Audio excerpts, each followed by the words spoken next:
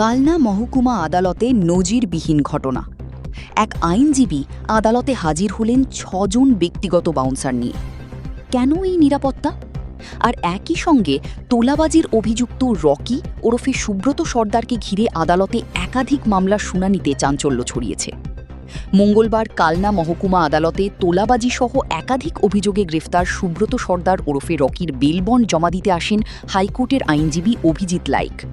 তবে সবার নজর কেড়ে নেয় তাঁর সঙ্গে থাকা ৬ জন ব্যক্তিগত নিরাপত্তারক্ষী বা বাউন্সার।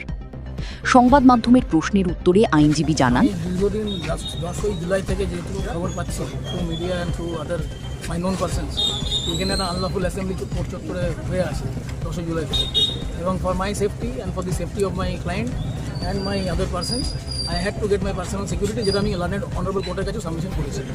কিন্তু যা আমি শুনলাম এখানে সরকার উপরে পূর্ণ আস্থা আছে, আমি একবারও বলছি না, কিন্তু যা সিচুয়েশন আছে, যা ল অ্যান্ড অর্ডারে যা এই মুহূর্তে যা আমি দেখছি এখানে, I made my submission before the learned court, এবং সেই কারণেই আমার ক্লায়েন্টকে আগের দিন 10ই জুলাই আমি একটা মামলাতে অ্যাপিয়ার করেছিলাম, এবং honourable court was please to grant bail the last occasion, এবং যেহেতু অর্ডারটা একটু দেরি করে পেয়েছিলাম সেজন্য আমরা বন্ড ফার্নিশ করতে না পারাই উনি জুডিশিয়াল কাস্টাডিতে ছিলেন।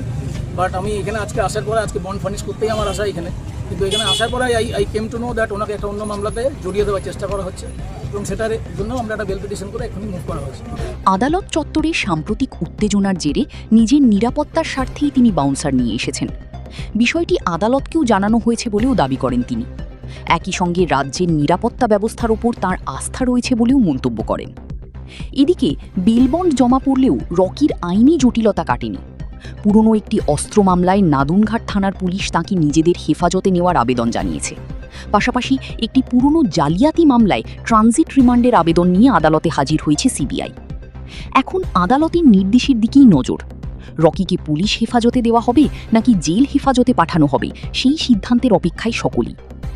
এই ঘটনায় কালনা আদালত চত্বরে দিনভর ছিল ব্যাপক চাঞ্চল্য। আদালতের পরবর্তী নির্দেশের দিকে নজর রয়েছে প্রশাসন ও সাধারণ মানুষের।